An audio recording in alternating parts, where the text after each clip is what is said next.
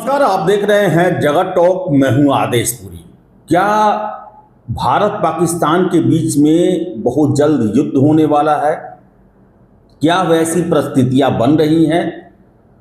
क्योंकि बता दें आपको हम कि भारतीय सेना प्रमुख और पाकिस्तानी सेना प्रमुख दोनों के द्वारा कुछ दिनों में ऐसे बयान दिए गए हैं जिसको लेकर ये संभावना जताई जा रही है कि ऑपरेशन सिंदूर, जिस पर भारत ने विराम लगाया था, न कि उससे खत्म होने का जो है घोषणा किया था, क्या फिर से शुरू हो सकता है?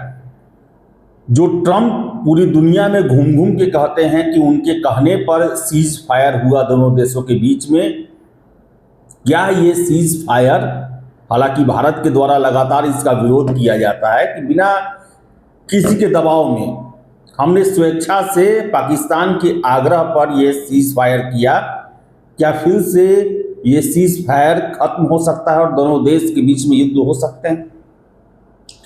क्योंकि आपको बता दें कि हालिया जो बयान आया है, चाहे भारतीय चीफ ऑफ आर्मी स्टाफ या फिर पाकिस्तान के चीफ ऑफ आर्मी स्टाफ, आपको सबसे पहले बता दें कि 4 अगस्त को भारतीय सेना के प्रमुख IIT मद्रास में एक व्याख्यान दिए और उसमें उन्होंने ऑपरेशन सिंदूर की भी चर्चा की और वर्तमान परिस्थितियों को देखते हुए उन्होंने कहा कि अगला युद्ध बहुत जल्द होने वाला है और इसके लिए हमें तैयारी करनी होगी। हम तैयार भी हैं, हमारी तैयारी चल रही है। इसके पहले बता दें आपको हम कि 2-3 रोज पहले ही भारतीय वायुसेना अध्यक्ष AP सिंह का बयान आया, जिसमें यह कहा गया कि हमने पाकिस्तान के 5 फाइटर प्लेन समेत 6 जो उनके वायुसेना के जहाज थे उनको गिराया। और ये एक बहुत बड़ी उपलब्धि रही कि S-400 जो कि रूस से आयातित है डिफेंस सिस्टम, उसने बहुत ही अच्छा काम किया और पाकिस्तान में 300 किलोमीटर दूर जो ठिकाना था वहां से अटैक किया, जिसमें F-16 जो हैंगर में था वो भी ध्वस्त हुआ। इसके साथ साथ आपको हम बता दें कि पाकिस्तान के field marshal general Asim Munir, जो कि अमेरिका की यात्रा पर है और वहां पर उसने परमाणु युद्ध का धमकी भारत को दिया है। और बता दें आपको हम कि ये पहली बार ऐसा हो रहा कि कोई देश का सेना प्रमुख किसी तीसरे देश में जाकर ये धमकी दे रहा हो। और आपको बता दें हम कि आखिर पाकिस्तान के सेना प्रमुख के द्वारा ऐसी बातें क्यों कही जा रही है? इसके कुछ कारण हैं। सबसे पहले तो ये कारण है कि पाकिस्तान ऑपरेशन सिंदूर में अपने शिकस्त के बाद भी अपनी पीठ को थपथपाते रहा और वहां पर chief of army staff general Asim Munir को फील्ड मार्शल घोषित कर दिया गया कि युद्ध में उन्होंने विजय प्राप्त की है, भारत के छक्के छुड़ाए हैं, इसलिए इन्हें फील्ड मार्शल दिया जाता है। अब पता नहीं कैसे युद्ध में उनकी जीत हो गई कि भारत ने मुरीद के सियालकोट, बहावलपुर जैसे आतंकी सेंटरों पर सर्जिकल स्ट्राइक किए, अपने मिसाइल फेंके, कई लोग मारे गए, पूरी दुनिया में उसके फोटो वीडियो वायरल रहे। भारत ने पाकिस्तान के कई एयरबेस पर ड्रोन अटैक किए, जहां पर स्थितियां बहुत खराब है और अभी तक वो रिकवर नहीं कर पाया है। इसके साथ साथ जो पाकिस्तान भारतीय वायुसेना अध्यक्ष हैं AP सिंह, उनके द्वारा साक्ष्य दिए गए कि कैसे पाकिस्तानी जो फाइटर हैं वो बर्बाद हुए हैं ऑपरेशन सिंदूर के द्वारा। और इसी का खीज लगता है, इसी का नाराजगी लगता है कि आसिम मुनीर ने धमकी दी है। इसके साथ साथ एक और प्रमुख कारण है कि भारत ने सिंधु जल समझौते को रद्द कर दिया है और पाकिस्तान को जो पहले सिंधु जल समझौते के तहत कितना पानी आता है, कितना हम छोड़ते हैं, हर एक डाटा शेयर किया जाता था। इवन कि पाकिस्तानी ऑफिशियल जो हैं वो भारत में आकर इन सारे चीज़ों की जांच करने की भी उन्हें छूट थी। भारत ने उसे रद्द कर दिया। और असीम मुनीर का ये कहना है कि जो इंडस रिवर जो है वो भारत का पारिवारिक मामला नहीं है और इस पर भारत बांध बनाने जा रहा है, इन बांधों पर हम मिसाइल अटैक करेंगे। हमारे पास मिसाइलों की कमी नहीं है, ऐसा बयान आसिम मुनीर के द्वारा दिया जा रहा है।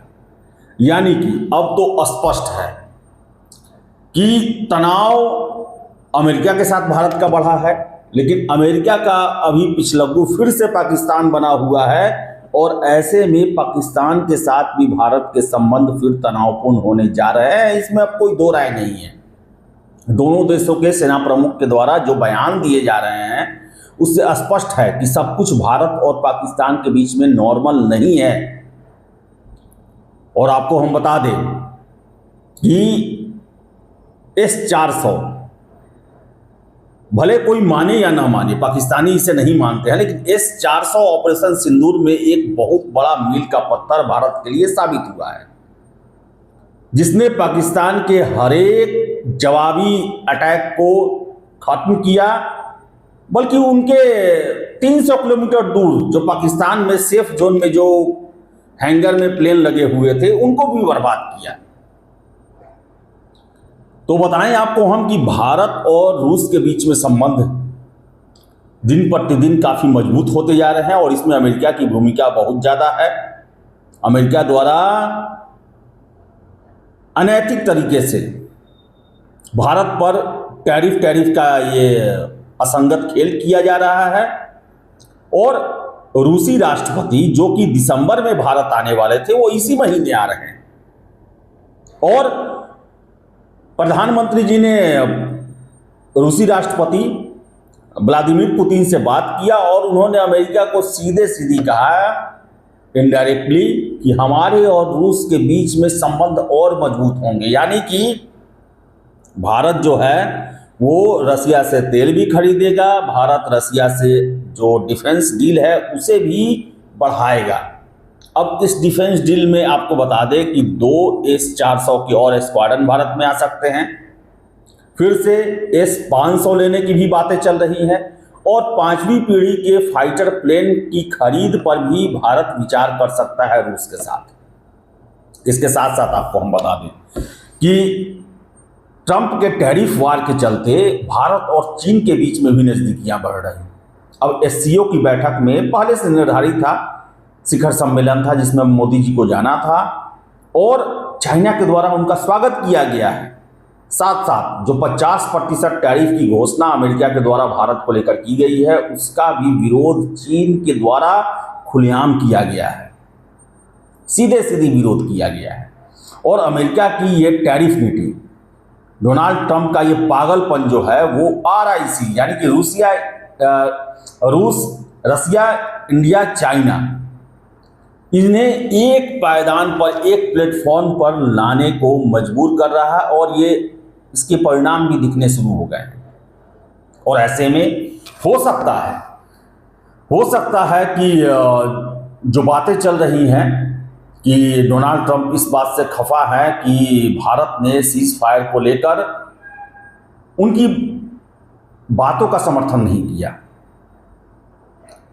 प्रधानमंत्री जी भी संसद में जब अपने बयान दिए ऑपरेशन सिंदूर को लेकर, उन्होंने सीधे सीधी कहा कि हम किसी भी तीसरे मुल्क के दबाव में आकर हमने सीज फायर नहीं किया, बल्कि हमारे गोल ऑब्जेक्टिव पूरे हो गए थे इसलिए हमने विराम लगाया। और इससे ट्रंप जो है वो काफी नाखुश हैं और हो सकता है कि पाकिस्तान को फिर से भारत के साथ तनातनी के लिए उकसाया जा रहा हो, या फिर पाकिस्तान जो है अपने आका को खुश करने के लिए, अपने नए मालिक को खुश करने के लिए भारत पर दबाव बना सकता है। और देखिए कि अमेरिका में जाने के बाद ही आसिम मुनीर का बयान आता है कि अगर हमारे अस्तित्व को खतरा हुआ तो हम आधी दुनिया को ले डूबेंगे। अब देखिए सीधे सीधी ये आतंकी धमकी है जो पाकिस्तान का ये मुल्ला मुनीर है। सबको पता है कि इसी के बयान जो कि 16 जुलाई को दिया गया था ओवरसीज पाकिस्तानी को इस्लामाबाद में, इसी के बयान के बाद 16 माफ कीजिएगा 16 अप्रैल को जो दिया गया था, उसके बाद 22 अप्रैल को पहलगाम में घटना हुआ। भारत सरकार ने सीधे सीधी उस बयान को दोषी ठहराया था, उकसावे वाला बयान था। और पहलगाम जो अटैक हुआ उसमें भारत ने ये प्रूफ भी दिया, साबित हुआ कि जो आतंकी आए थे वो पाकिस्तान से ट्रेंड थे, पाकिस्तान के सेना के अफसर इसमें शामिल हैं। और सिंधु जल जो है समझौता जो है वो पाकिस्तान के लिए बहुत बड़ा अभी पेच बना हुआ है, क्योंकि भारत ने साफ साफ कह दिया है कि खून और पानी साथ साथ नहीं बह सकते हैं। और भारत जो है वो लंबा चौड़ा प्लान करने जा रहा सिंधु के जल को भारत की तरफ घुमाने का, सिंधु और उसकी सहायक नदियों पर और नकेल कसने का, और इससे पाकिस्तान में तबाही मच सकती है। लेकिन इन सब के बावजूद आपको हम बता दें, पाकिस्तान जिन वजहों से संबंध खराब हुआ है, यानी कि आतंकी संरक्षण को लेकर, उस पर कोई भी कमिटमेंट करने को तैयार नहीं है। चोरी और ऊपर से सीनाजोरी, ये साफ साफ पाकिस्तानियों के द्वारा जो है वो किया जा रहा है। और इससे जो है संबंध आगे और तनावपूर्ण और युद्ध की हालात की तरफ ले जा सकते हैं। तो पाकिस्तानी सेना प्रमुख का गिदड़ भपकी है कि फिर से जो है वो युद्ध हो सकता है और इस युद्ध में हम परमाणु अटैक कर सकते हैं। और प्रधानमंत्री मोदी जी के द्वारा साफ साफ ये कह दिया गया ऑपरेशन सिंदूर के बाद कि भारत जो है वो न्यूक्लियर गिदड़ भपकी से, ब्लैकमेलिंग से डरने वाला नहीं है। अगर पाकिस्तान कोई हिमाकत करता है तो हम फिर से घुस के मारेंगे और जोर से मारेंगे। और यही टेंशन जो है पाकिस्तान के मन में बना हुआ है। तो देखिए आगे आगे क्या होता है। लेकिन बताएं आपको हम कि युद्ध के हालात बन रहे हैं और हो सकता है कि ऑपरेशन सिंदूर फिर से कंटिन्यू हो सकता है। आपकी क्या राय है कमेंट बॉक्स में जरूर दें। वीडियो अच्छा लगे तो लाइक शेयर करें और हमारे चैनल जगह टॉक को सब्सक्राइब जरूर करें। बहुत बहुत धन्यवाद।